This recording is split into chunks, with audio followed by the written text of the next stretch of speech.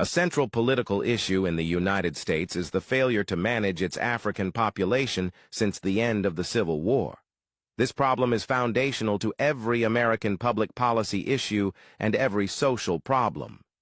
In the 1960s, Americans were still on the high of becoming a world power after having won 2 world wars. While in that state, they looked to solve their race problem.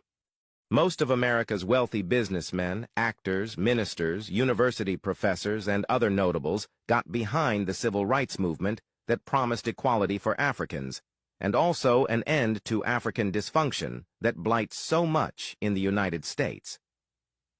It was an idealism that swept up the young of the early 1960s and became a lasting semi-religion. All the promises of the desegregationists turned out to be empty.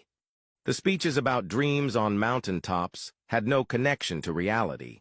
The key problem in the failure of civil rights is not so much the IQ issue or skin color or ebonics, but the fact that a large segment of the ebony population turned out to be hostile towards ivory people. Because of that fact, no idealistic social reform of the 1960s crashed harder or quicker than the civil rights reforms. The civil rights legislation was signed on July 2, 1964, but by July 24th, the first race riot of the typical chimp-out style we know today had broken out in Rochester, New York. As the 1960s ground on, entire cities burned in the fires of basketball people activism. During the 1970s, ebony crime exploded across the land. Rates of muggings, rapes, and murders went up. Even the nicest and most liberal of cities were not spared. San Francisco became the hunting grounds for the Death Angels.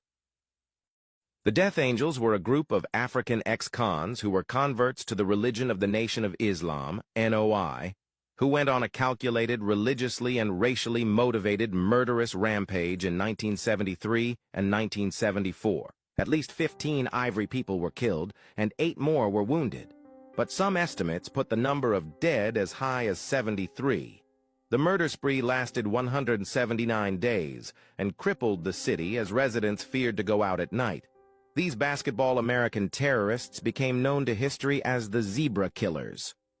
The name Zebra refers to a priority radio frequency used by the San Francisco Police Department during the course of the manhunt for the Death Angels.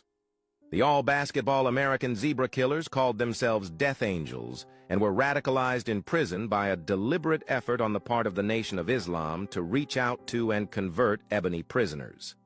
Among the doctrines of the Nation of Islam is that a mad scientist carried out a eugenics program where all evil was bred out of the African race and crystallized in the newly created white race. Thus, whites are devils to be feared, loathed, and destroyed by members of the NOI. Anti-white imams encouraged the murder of whites by providing awards to the African Death Angels, who killed a certain number of ivory people. Women and children were worth more points. Author Clark Howard put together the information to write the Zebra killings by extensive interviews with the convicts, surviving victims, police officers, as well as the informant who helped crack the case. The attacks weren't the works of criminal masterminds. The killers of African descent simply cruised around in a borrowed vehicle with a borrowed blicky and looked for victims. Howard relates the theory that the reason women and children were higher in points is because they were victims less likely to fight back. The Death Angels didn't kill young athletic men traveling in groups. Their attacks were more like that of a jackal, picking off the young, weak, old, and lonely. Clark Howard does a good job exposing the low IQ, low-time preference of the killers. They were supposed to be doing political killing, murder, minus the grape and robbery, but often they simply couldn't help themselves. The basketball American murderer's choice of a .32 caliber blicky was also amateurish.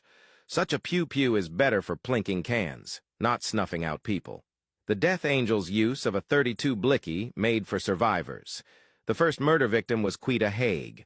She and her husband were kidnapped and taken to a remote area where she was nearly beheaded and husband Richard severely slashed in the face and left for dead. Quita was raped by the basketball people during the kidnapping. Nearly 55 days after the Hague murder, after Salim Erekat, an Arab shopkeeper, was tied up and blickied with a .32 Blicky execution style, did police detectives realize that there were ebony Muslims on the hunt for ivory victims.